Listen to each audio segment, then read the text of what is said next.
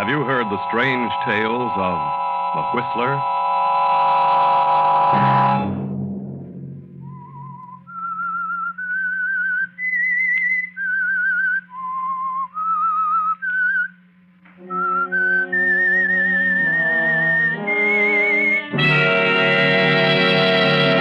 I'm the Whistler. I didn't ask you to marry me. You asked me. And you said you were going to get a job so you wouldn't be dependent on your mother. I was happy then, Barry, and proud of you. Another Saturday night, and again, CBS presents The Whistler.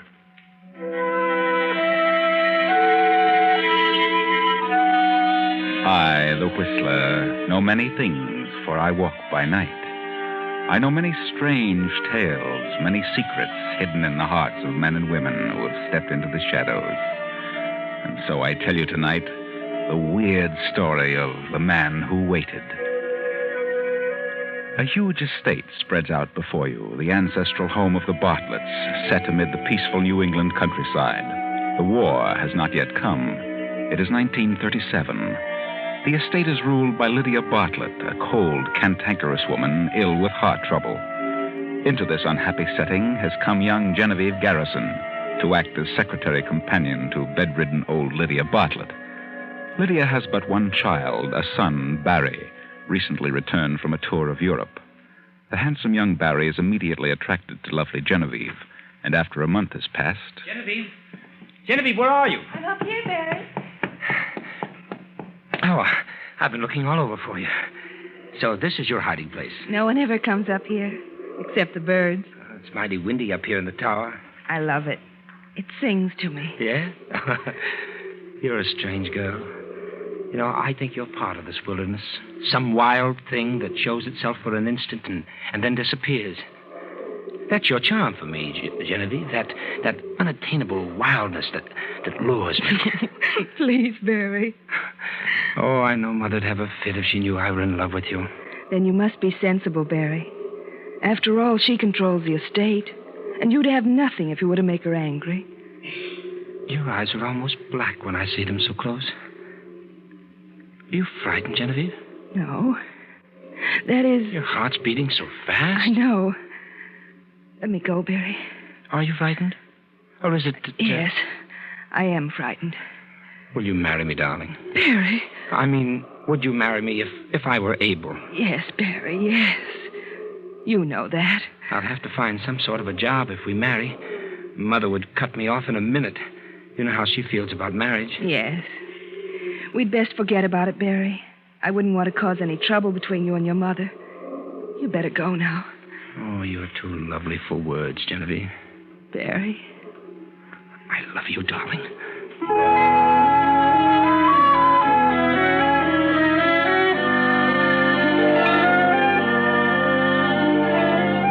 And so 3 months pass by.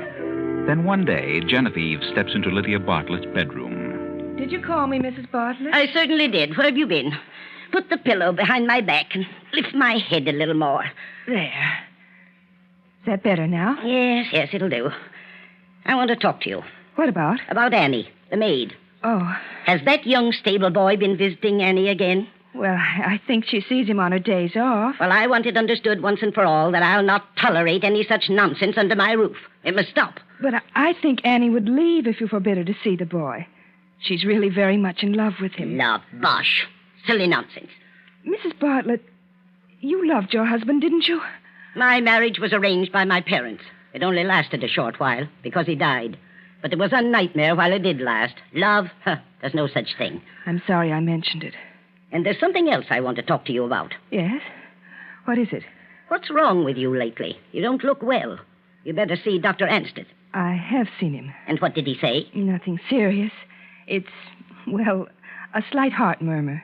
He gave me some medicine. I'll be all right. Rather take care of yourself. I will. Where's the newspaper? Here. Anything in it? Read it to me. Well, there's a tea, a charity affair with the proceeds going to the baby shelter. Baby shelter. Women are fools. Well, go on. What else? Oh, a number of engagements and several wedding announcements and... Oh. What's the matter? Well, What is it? well, it's something about your son. Barry? What do you mean? Read it. Seen frequently together are Miss Joan Marvell and Mr. Barry Bartlett, son of Lydia Bartlett. An early announcement is anticipated. The fool! He's out of his mind. How dare he do such a thing? I won't have it. I won't. Mrs. Bartlett, I just... Oh. Annie, come here at once. Miss Garrison has fainted.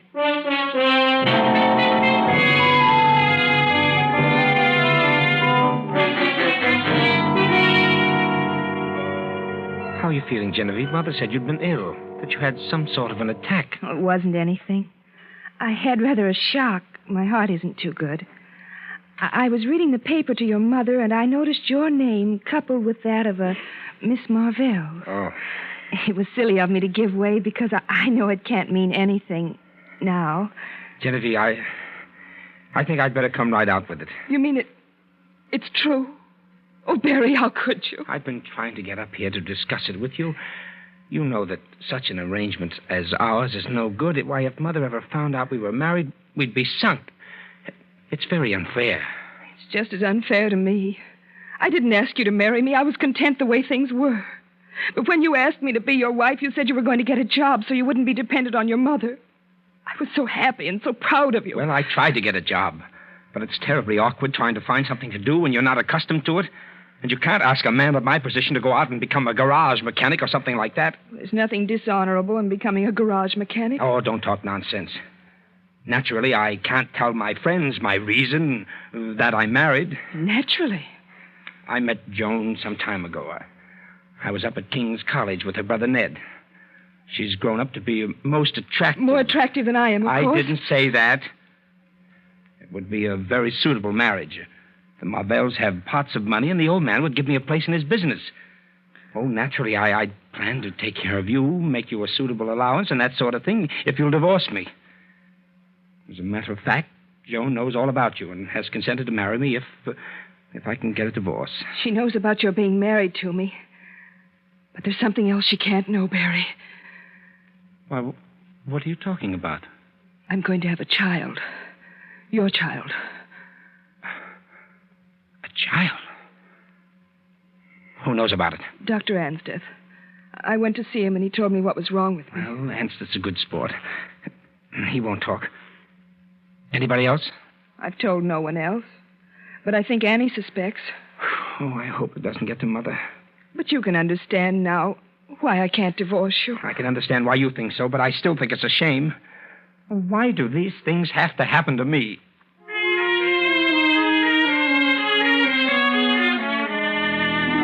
These things have to happen to you, Barry.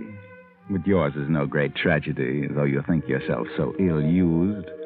The harm that is done is not to yourself, but to the woman who loves you so dearly. And can you be sure she won't tell your mother? Is there anything else you want, Mrs. Bartlett? Yes, Annie. You're not to let that Joe Moberly into the kitchen. Is that clear? I'll not have that sort of thing going on in my house. I'm not seeing Joe in the house. And when I see him open and honest, like respectable people. I'm not the only person in this house that is a gentleman friend either. Well, I'd like to know who that person is. I'm not saying anything against anybody. Only, if I can't see my Joe that keeps his distance and knows his place, why should anybody else be allowed to have a man in this house? Ask Miss Garrison to come up here at once.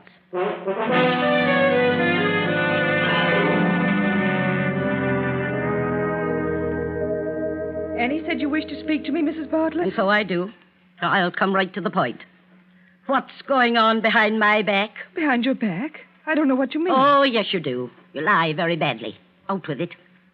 I don't understand. Did Annie say anything about me? I was berating Annie for seeing that Joe, and she tossed her head and said she wasn't the only person hereabouts who had a gentleman friend. Only her gentleman friend called on her open and honest. Well, is there anything to what she says? Yes. I have a gentleman friend, as Annie puts it so elegantly. I have more than that. I have a husband. A husband? Your son, Barry. Barry? Barry? You're lying. You're lying. He wouldn't dare. He knows what he means to me. He couldn't do this to me. It seems he did, Mrs. Bartlett. Then you tricked him into it. Of course you would say that. But I did nothing of the sort. I loved him. He asked me to marry him so he might free himself of your hold on him. Barry did that? I'll not believe it. Of course you won't believe it. You don't know the meaning of love. What a way to talk to me. I'll not tolerate it another moment. You'll have to tolerate it, because there's no way of your stopping me. I learned something else from Barry. He has one side to his nature which he takes from you. What do you mean? I married him because he wished it. He was going to find a way that we might live together openly. But Barry found he couldn't do what he said he would do. He found an easier way to live, through another woman who could keep him in the style to which you had accustomed him. So he told me this, expecting I would forego my claim to him. Divorce him? I would have released him. But there was another whose claim was greater than mine. His child. Oh, disgraceful. Under my very roof. I can't endure any more of this. I'll call my lawyers. I'll cut him off without a cent. My medicine. Medicine. Oh.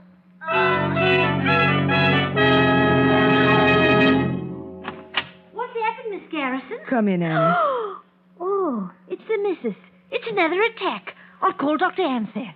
You can call him Annie. But Mrs. Bartlett is dead. And now Barry will be free from his mother's apron strings, free from financial worry. He will inherit the estate to do with as he pleases.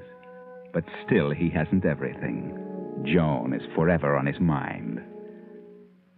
I had to talk with you, Joan. It's been ages since I've had a moment alone with you. I'm sorry, Barry, but I didn't think it best.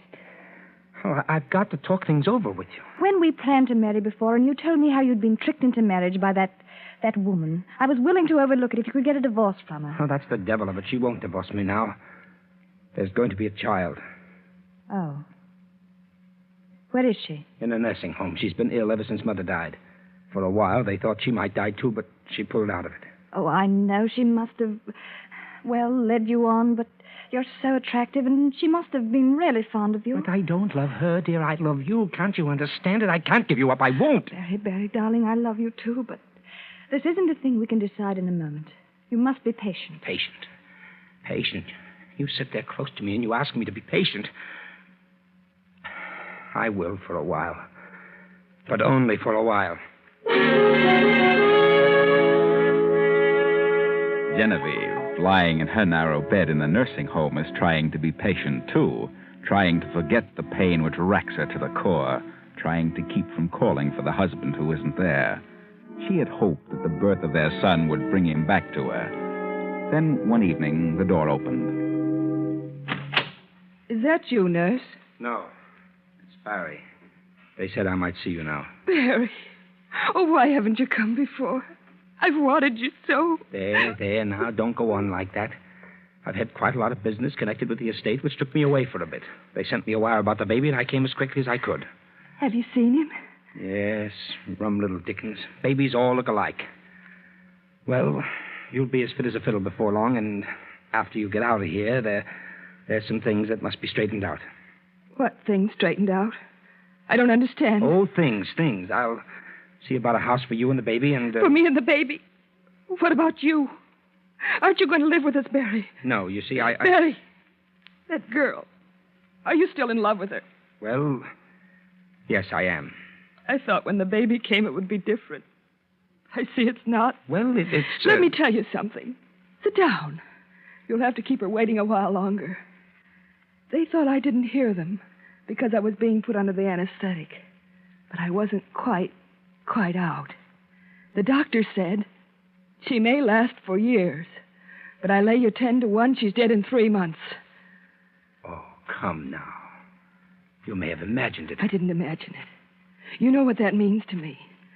3 months to live. You can see how important it is that those 3 months should be spent with you. The doctor didn't say a word to me about your being in such a serious condition. But I heard him. I see. And you don't want to give me a divorce. You want me to wait, is that it? Yes, Barry. Please. First it was my mother, and now you. Barry. There's something I feel I must tell you. something about your mother you don't know. Well, what do you mean? The doctor said she died of a heart attack, and she did. But she wouldn't have died if I'd given her the medicine for it. She'd found out from Annie that I'd been seeing some man. And when she asked me who it was, I told her everything. You did? She went into a tantrum and stormed at me. She had an attack. And I stood by and watched her. Watched her gasp for breath and call for help that never came. I did that for you. For you, Barry. And you expect me to go on with you? I'd expect you to stay with me and our son during the last remaining months of my life. And if you try to leave me or seek to have me put away because of what I've done, I'll bring you into it. I'll swear it was your idea. That you're an accessory.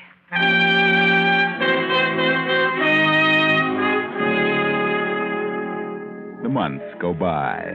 1, 2, 3. And Genevieve, remembering the conversation which she had overheard between the doctor and the nurse, cannot believe it when she finds herself unmistakably improving in health. Well, Genevieve, you'd had a rather severe time of it before the baby came, and you were quite run down. But you've done very well. You must watch your heart, though. Avoid any strenuous activity and keep as calm as possible.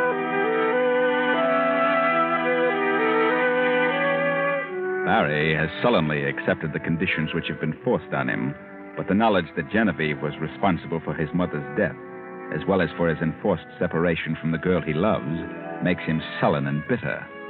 There's no happiness for either of them in this unnatural arrangement, but Genevieve holds him with her constant threat. Did you ring for me, Mrs. Bartlett? Will you ask Cook to make me a fresh pot of coffee, Annie? This tastes very bitter. Yes'm. But Cook won't like it. Well, I can't drink this. It tastes as bitter as Never mind. Don't take it back. Leave it. Yes'm. It's odd, but I could have sworn it tasted bitter like... I couldn't. Oh, good morning, Barry. Good morning. I'd offer you some coffee, but it's not so very good. No, thanks. I'll just have a look at the paper. I had coffee in my room. Oh?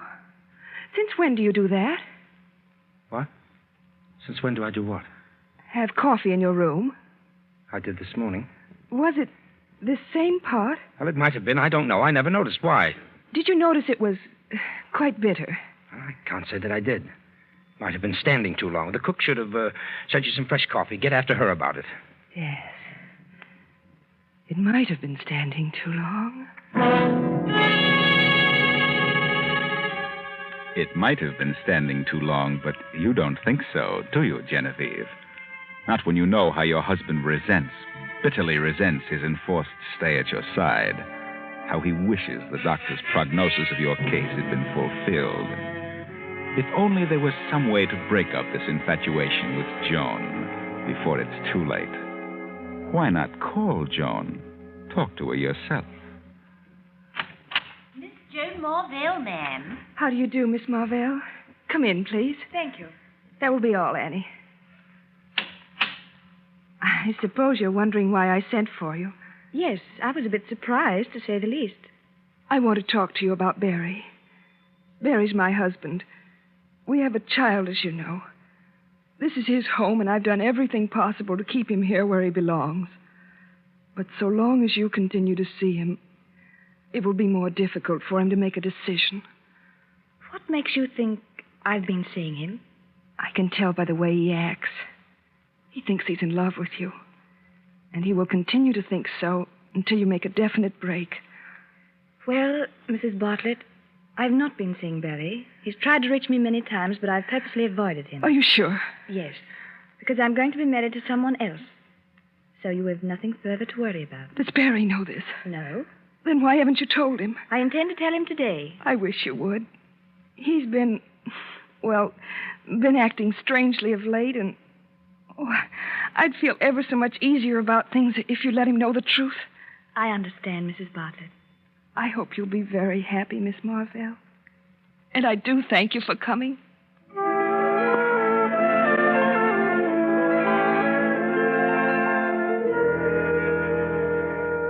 you see, it's all all for the best, Barry. You don't mean that, Joan. Until I talked to her, I was really undecided about marrying Roger Hedden. But now I know what to do.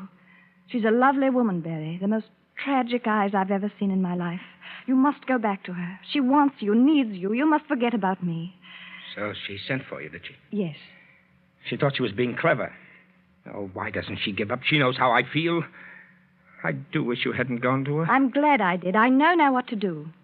And having seen her, talked to her, I understand you so much better. Understand me? Yes. I think you know what I mean. Goodbye, Barry. No, please. Joan, please, wait a minute. You don't really love this, Roger. You're doing this just because of Genevieve. You must think of yourself. Think of me. Hold your decision for a few weeks. Why? Well, something may happen. I mean, well, if you'll just wait a bit, the picture may change for us. How do you mean? How could that be possible now? Promise me that you'll wait. What are you thinking, Barry? Why, nothing. I just want you to wait. She said you'd been acting odd. She's imagining things. I'll have to hurry now or I'll miss my appointment. Goodbye. I said goodbye, Barry. Oh. Oh, yes. Goodbye, Joan.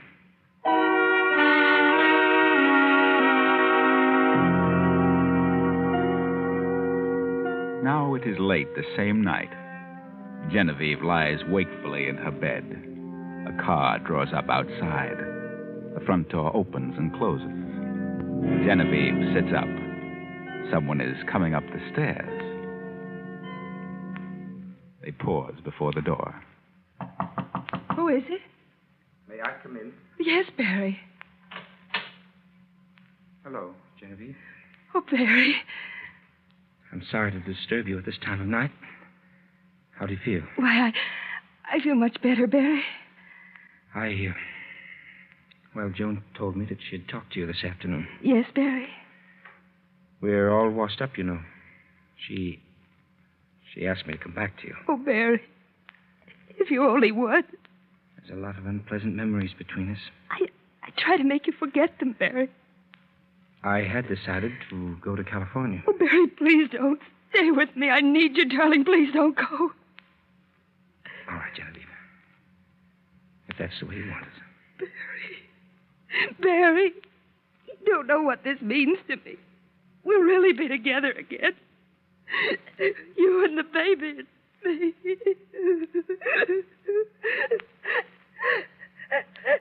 and me. Genevieve, what's wrong? It's my heart. What? Excitement. My medicine in the bathroom. Please, Barry. Medicine? Yes. The little one with the medicine dropper. Please. Yeah. Yes, Genevieve. Bottle with the medicine dropper in it. Medicine dropper in it. Oh, yeah.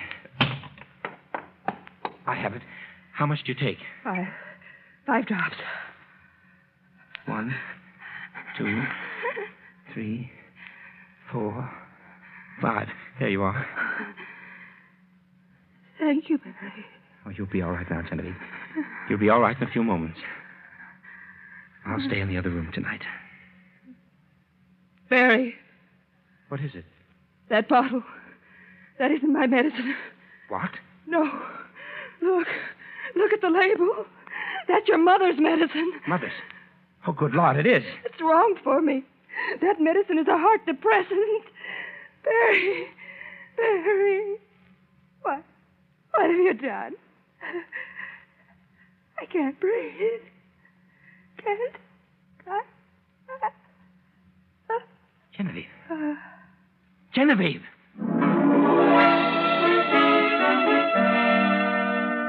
Well, Barry, what have you done? Genevieve is dead. Isn't this what you wanted? You're free now, Barry. Free. Then, 45 minutes later, Dr. Anstead hurries into the bedroom. Well, Barry, what is it? What's happened? I don't know, Doctor. This is the way I found her. Well, not sign of a pulse. Poor girl. I can't understand it. She'd improved so much. She's dead, Doctor? Yes, Barry. I'm sorry. I'm completely dumbfounded. Wait a moment. What's this? What?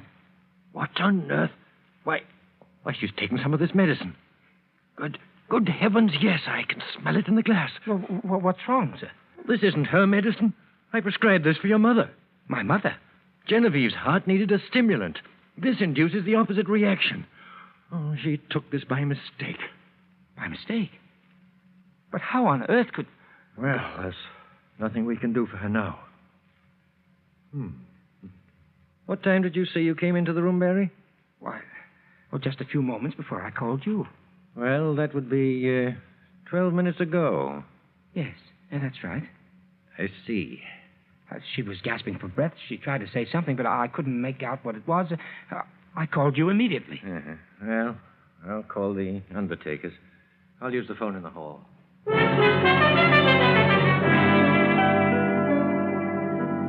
body's in this room, Mr. Andrews. Come in. Thank you. Barry, this is Mr. Andrews. Oh, how do you do? How do you do? Mr. Andrews is a police inspector. What? Why the police? I thought you called the undertaker. Not yet. Well, why the police? Barry, here's a letter your wife gave me not so long ago. It says on the envelope, to be opened at my death. A letter? Yes, I'll read it to you. Dear Dr. Ansteth, for many months now, my husband has been in love with another woman. I refuse to give him a divorce. Lately, he's been acting in a strange manner. I know he wants me out of the way. I know he has tried to poison me. I have hoped and hoped that I could bring him back to his senses. But now I'm afraid it's too late. If my death occurs, I want you to investigate the circumstances thoroughly. Signed, Genevieve Bartlett. But that's ridiculous. I never thought of such a thing. It's all pure imagination. I came back here tonight to stay. I realized what a fool I'd been, and that letter doesn't prove a thing. It proves a motive. And furthermore, you lied about the time you found her. Lied? You said you came into this room 12 minutes before I arrived. You said she was trying to speak, and that you called me at once.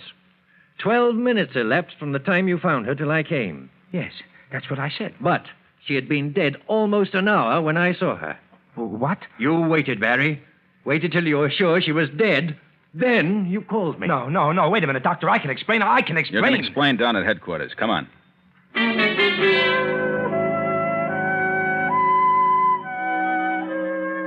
Barry tried to explain. He told the truth. He had come back to Genevieve to stay. He did get the bottle for Genevieve. It was an accident. But he couldn't explain why he waited almost 30 minutes before he called the doctor. He said he just sat beside the bed in a daze, and that was the truth. But no one would believe him. No one. Poor Barry.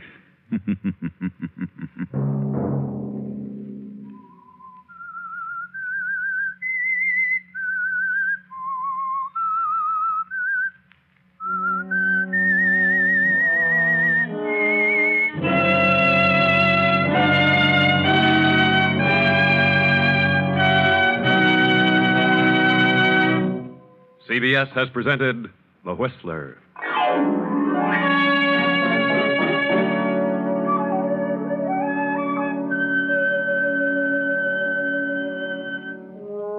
Original music for this production was composed and conducted by Wilbur Hatch. Tonight's story was written by Elizabeth Easton and directed by J. Donald Wilson. The Whistler originates from Columbia Square in Hollywood.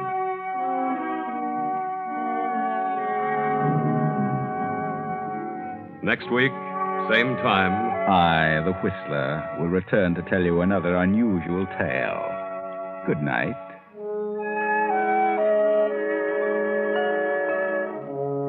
This is the Columbia Broadcasting System.